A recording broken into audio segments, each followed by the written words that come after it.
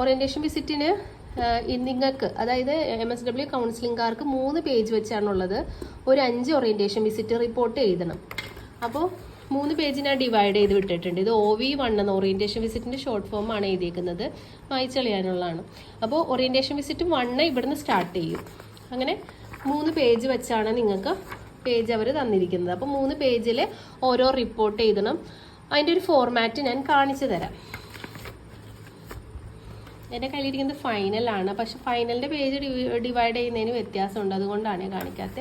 ഇപ്പോൾ orientation visit നമ്മൾ എഴുതാൻ നേരത്തെ ഫസ്റ്റ് ഡേറ്റ് ചെയ്താൽ നമ്മൾ എത്ര മണി മുതൽ എത്ര മണി വരെയാണ് ആ ഒരു ഏജൻസിയിൽ സ്പെൻഡ് ചെയ്തതെന്നുള്ള ടൈം ഇടുക, ഡ്യൂറേഷൻ എഴുതുക, ഏജൻസിയുടെ പേര് എഴുതുക, ഫീൽഡ് വർക്ക് സൂപ്പർവൈസർ ആരാണെന്ന് എഴുതുക. എന്നിട്ട് ഇൻസ്റ്റിറ്റ്യൂഷൻ നെയിം എന്ന് പറഞ്ഞിട്ടുണ്ടെങ്കിൽ നിങ്ങൾ പോയ ഏജൻസിയുടെ പേര് എഴുതുക. എവിടെ വേണമെങ്കിലും നമുക്ക് പോകാൻ 5 അടുത്ത് നമുക്ക് പഠിക്കാൻ വേണ്ടി പോകുന്നതാണ്. അത് ചിലപ്പോൾ സ്കൂളാവാം, അല്ലെങ്കിൽ പഞ്ചായത്ത് ആവാം, അല്ലെങ്കിൽ ഏതെങ്കിലും NGO ആവാം, നിയർ ബൈ പോലീസ് സ്റ്റേഷൻ ആവാം, എവിടെ വേണമെങ്കിലും നിങ്ങൾക്ക് പോവാം. സോഷ്യൽ വർക്കിംഗ് ആക്ടിവിറ്റീസ് നടക്കുന്നത്. എന്നിട്ട് എന്ത് ചെയ്യണം, ആ ഓർഗനൈസേഷനിലെ ഡീറ്റെയിൽസ് കളക്ട് ചെയ്യണം. മിഷൻ വേണം, ഒബ്ജക്റ്റീവ്സ് വേണം, അവിടുത്തെ ചീഫ് ഓഫീസർ ആരാണെന്ന് വേണം, എത്ര സ്റ്റാഫുകൾ വേണം, രജിസ്ട്രേഷൻ നമ്പർ ഉൾപ്പെടെയുള്ള എല്ലാ ഡീറ്റെയിൽസും എഴുതി ഫില്ല് ചെയ്യുന്നതിനെയാണ് പറയുന്നത് ഓറിയന്റേഷൻ വിസിറ്റ് എന്ന് പറയുന്നത്. ഓക്കെ, അങ്ങനെ ഒരു 5 ഓറിയന്റേഷൻ വിസിറ്റ് ആണ് നിങ്ങൾക്ക് ഫസ്റ്റ് ഇയറിൽ എഴുതാനുള്ളത്.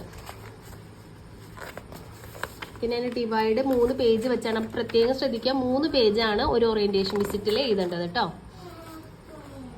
ഓറിയന്റേഷൻ വിസിറ്റ് കഴിഞ്ഞിട്ട് എഴുതാനുള്ള കൺകറന്റ് ഫീൽഡ് വർക്ക് റിപ്പോർട്ടാണ്. ഈ കൺകറന്റ് ഫീൽഡ് വർക്ക് റിപ്പോർട്ട് 45 എണ്ണമാണ് എഴുതേണ്ടത്. അപ്പോൾ ഏകദേശം ഓരോ കൺകറന്റ് വിസിറ്റിനും 3 പേജ് വെച്ചിട്ടാണ് തന്നിരിക്കുന്നത്. അപ്പോൾ ഫസ്റ്റ് എന്ത് ചെയ്യണം, 3 പേജ് വെച്ച് നിങ്ങൾ ഡിവൈഡ് ചെയ്യണം. 1 2 3. ഇതിലൊന്നും എഴുതാത്തതുകൊണ്ട് തന്നെ പേജ് നമുക്ക് മാറിപ്പോവാം. അതുകൊണ്ട് നമ്മൾ ആദ്യം തന്നെ ഇതുപോലെ പേജ് ഡിവൈഡ് ചെയ്തിട്ട് എഴുതുകയാണെങ്കിൽ നല്ലതായിരിക്കും. 3 പേജാണ് ഒരു കൺകറന്റ് വിസിറ്റിന് ഉള്ളത്. അതുപോലെ 45 കൺകറന്റ് വിസിറ്റിൻ്റെ റിപ്പോർട്ടുകളാണ് എഴുതാനുള്ളത്. 45 കൺകറന്റ് വിസിറ്റ്, 45 3 പേജ്. ശേഷം എഴുതാനുള്ളത് ഇൻഡിവിജ്വൽ കോൺഫറൻസും ഗ്രൂപ്പ് കോൺഫറൻസ് ആണ്. അതിന് ഓരോ പേജ് വെച്ചിട്ടാണുള്ളത്. Individual conference 1 2 3 4 5. അതുപോലെ തന്നെ group conference 1 2 3 4 5.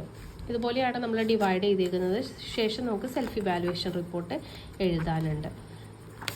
Self evaluation report കഴിഞ്ഞതിന് ശേഷം